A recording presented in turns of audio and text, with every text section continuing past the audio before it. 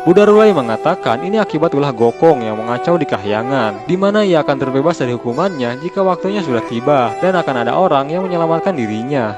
Ingatlah itu. Tolonglah, aku memang bersalah. Akan ada yang menolong.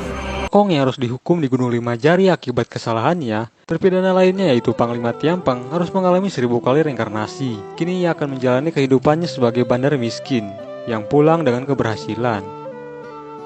Namun ketika sampai di rumah, ia mendapat istrinya telah menjadi mayat, bahkan sudah membusuk. Hal ini membuatnya sedih, bahkan berniat untuk bunuh diri. Beritanya tidak akhir. Lebih baik aku mati. Kini Tiampeng sudah kembali menghadap Raja Akhirat, di mana ia akan menjalani kehidupannya yang ke-502, yang di mana Tiampeng akan menjadi pelajar miskin yang dicintai putri juragan. Namun sayangnya, putri tersebut akan dinikahkan. Akhirnya, Tiampeng pun bunuh diri. Kisah cinta ini sangat terkenal, bahkan kisahnya dijadikan naskah opera oleh masyarakat. Terlihat kuburan yang sedang didekati oleh seorang putri yang sedang melintas. Ia pun menghampiri kuburan tersebut dengan sedih. Tiba-tiba makam tersebut ngebeleduk dan muncullah arwah Tiampeng yang berubah menjadi kupu-kupu. Karena cintanya yang mendalam, sang putri pun berubah menjadi kupu-kupu dan mengikuti Tiampeng sampai ke alam akhirat. Namun di sana mereka dipisahkan oleh Raja Akhirat. Hakim pun membacakan putusan berikutnya, di mana Tiampeng akan mencintai kakak iparnya, lalu ia pun bunuh diri. Tiampeng yang merasa lelah menjalani derita cintanya, meminta ke Raja Akhirat agar tidak melakukan reinkarnasi lagi. Namun, karena ini perintah langit, Raja Akhirat tak bisa berbuat apa-apa dan hanya menjalankan tugasnya. Menolak tidak mau jatuh cinta lagi. Ia pun menghajar para penjaga sambil memanggil Dewa Yulau, yang ia pikir bersalah karena telah mengatur kisah cintanya yang sangat kejam. Ketika Yulau datang, ia pun menghajarnya, namun mampu dihentikan oleh para penjaga. Lalu ia dibawa untuk dimasukkan ke lubang reinkarnasi. Ayo, minum. Lemparkan dia ke lorong waktu.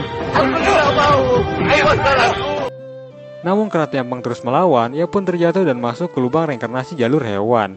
Sehingga kini ia terlahir menjadi seekor babi, dan inilah Cut Patkai kecil. Ayah, mengapa babi tak mau diam? Siluman, ayo lari tak, ayo lari. Setelah dewasa, Tiampeng menghabiskan siang harinya untuk bersembunyi, sedangkan malam harinya ia digunakan untuk mencari makanan. Ternyata dalam wujud seperti ini, Tiampeng harus mengalami derita cinta, di mana ia sangat ingin memegang pantat wanita cantik, dan ia pun melakukannya dengan penuh gairah. Sialnya, wanita itu berteriak ketakutan, lalu Tiampeng pun dipukuli masyarakat sekitar karena dianggap siluman. Lalu ia dibawa untuk dibakar. Kita bakar saja agar semuanya selamat.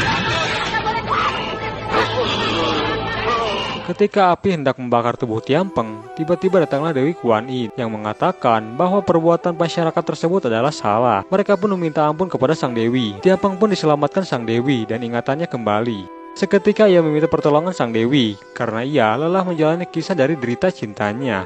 Lalu Dewi Kuan Yin mengatakan bahwa akan ada seorang biksu yang akan mengambil kitab suci ke barat. Dan jika Tiampeng mengikuti juga melindunginya, maka ia akan terbebas dari perputaran inkarnasi. Juga akan terangkat kembali ke kahyangan. Dewi Kuan Yin kemudian mengembalikan kesaktian Tiampeng dengan 32 kemampuan sihir, yang kini ia akan dipanggil sebagai Cut Patkai. Aku akan mengembalikan kesaktianmu. Kini kau punya 36 sihir. Beralih ke Gokong yang kini sudah 500 tahun terkurung di sana. Tak lama kemudian datanglah Dewi Kuan Yin. Dan hal ini membuatnya senang karena Dewi Kuan Yin merupakan sosok yang ia kenal yang selalu menyelamatkan dirinya semasa kecil. Gokong pun diberitahu bahwa ia akan bebas jika bersedia membantu juga melindungi seorang biksu yang mengambil kitab suci ke barat. Akan ada pengambil kitab suci. Tidak lama lagi, aku akan segera menolongmu. Akan ada pengambil kitab suci. Jika kau mau menjadi pengikutnya. Kapan orang tersebut datang? Setelah itu, Dewi Kuan Yin pun pergi ke desa Chang'an, mencari biksu yang berani juga bijaksana yang akan mengambil kitab suci ke barat. Sementara itu, di negeri Tong, terlihat Kaisar Tong Taichung merasa tidak tentram karena selalu bermimpi diganggu oleh roh naga yang akan membunuhnya. Ia pun meminta perlindungan kepada dewa penemu pintu. Setelah itu, Kaisar menemui seorang biksu kepala, yang dimana ia mengatakan kekhawatiran dirinya yang selalu dihantui roh naga. Minumlah yang mulia. Terima kasih. Biksu yang penasaran lalu mendengarkan cerita awal mula roh naga yang mengganggu Kaisar, di mana ini terjadi akibat Kaisar tidak melindungi Raja Naga Sungai dari hukuman pancung menterinya, yang sekaligus Alkojo di kahyangan. Raja Naga yang dijatuhi hukuman pancung karena ia telah berani mengubah titah Kaisar Langit. Karena ia tidak mau kalah taruhan dari seorang peramal lokal. Hal ini membuatnya divonis hukum pancung. Raja Naga yang panik, ia pun meminta perlindungan Kaisar. Namun Kaisar kecolongan karena menterinya telah memegang kepala Raja Naga tanpa ia ketahui. Dan hal ini membuat roh naga murka pada Kaisar. Sejak kejadian itu, ia pun selalu mengganggu Kaisar Tong Taichung. Roh naga selalu memburuku. Panjang ceritanya. Di air kurang 1 inci saja, aku kalah. Minggir. Apakah kau Yuan Shao Cheng? Jika berani, mari kita bertaruh. Berani sekali kau bicara. Demikianlah bunyi titah Kaisar. Bagaimana ini? Kau berani bertaruh denganku.